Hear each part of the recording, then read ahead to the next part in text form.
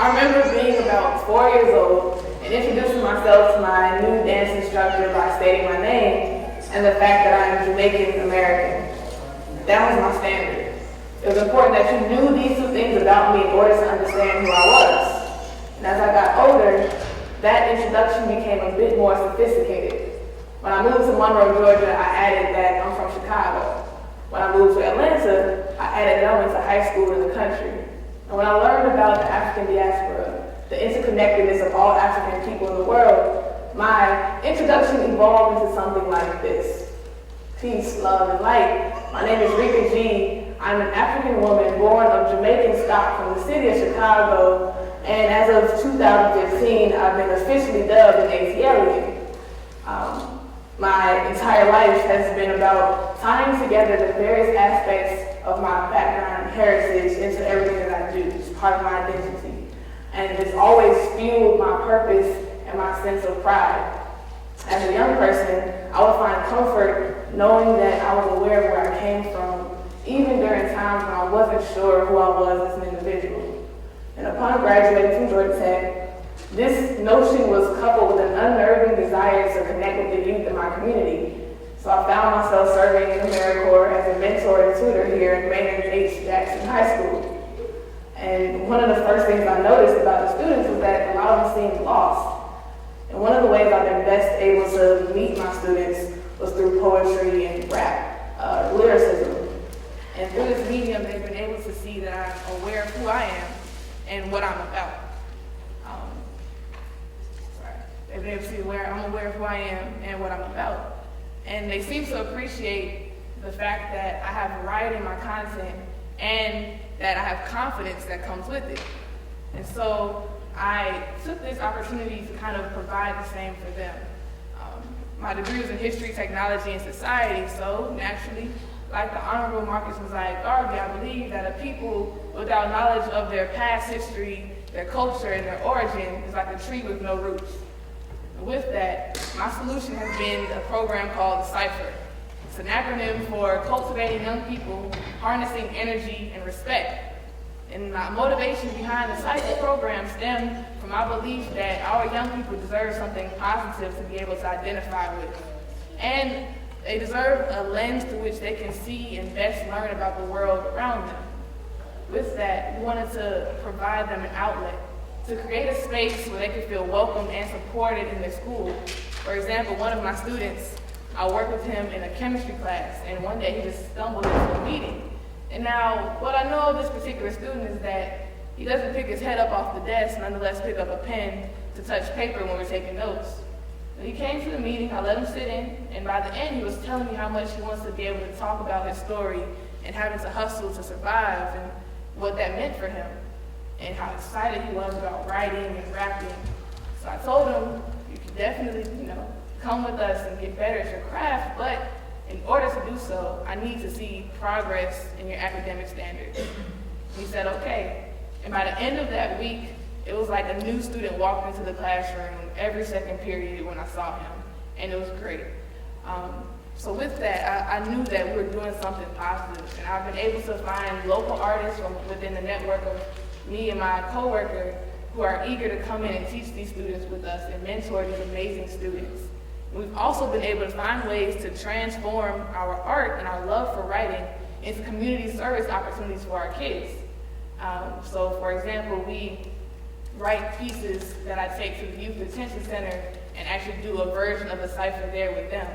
Or we write pieces for elderly retirement homes to share with the people there. And with that, I always tell the kids, everything that we do comes from the starting point of preservation and progression of our culture. And like I said, I got a degree in history, and I've been officially dubbed an ATLian. So one of my favorite pieces to perform is a lyrical documentary about Atlanta.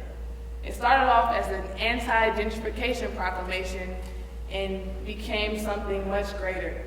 It's one of my favorite history lessons to give to my students, and I'll share that with you.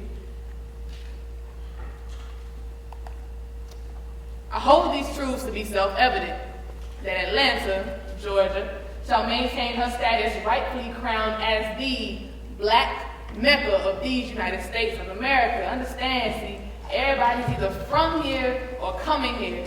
There's a special imprint of black heritage here that's like a problem for some, but they just can't quite gentrifix because we're Black history forever.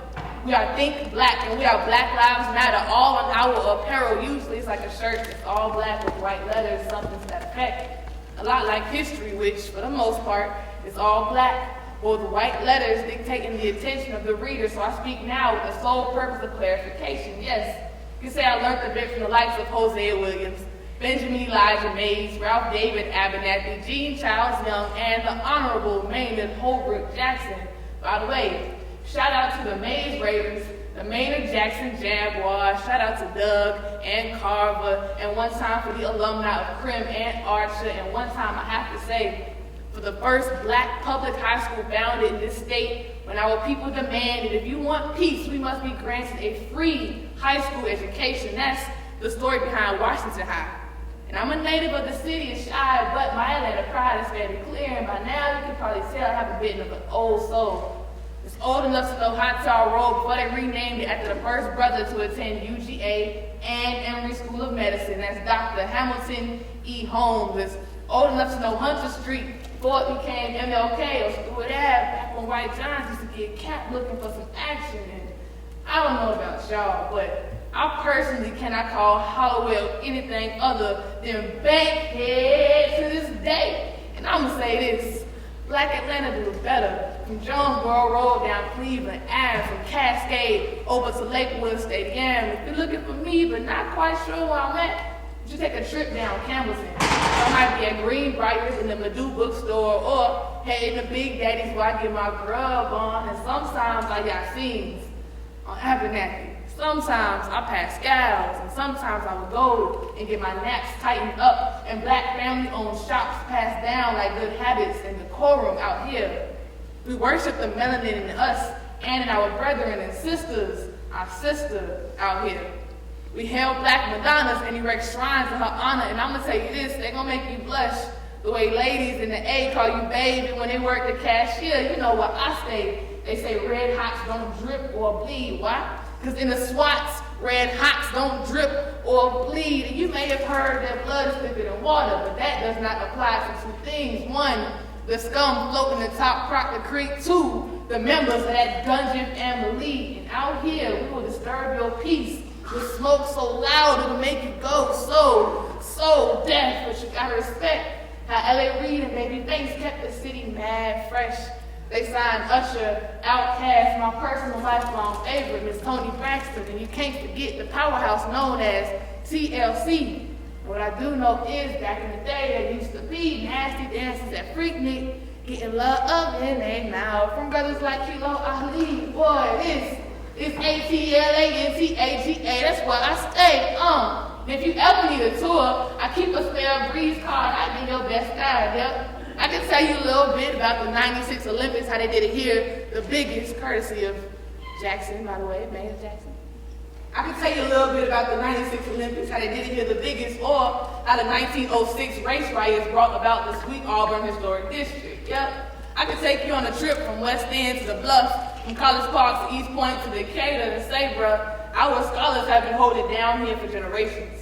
From Atlanta Tech and Metro to the AU Center, from Georgia State to the 5% of us walking off Georgia Tech's campus, and I would be remiss if I didn't say this. One time for the memory of Techwood University, Carver, Herndon Holmes, for Lil Vietnam, and of course, for Hollywood Court. And no matter how the demographics may shift, I can't ever let y'all forget whose city this is. My Black Atlanta, thank you.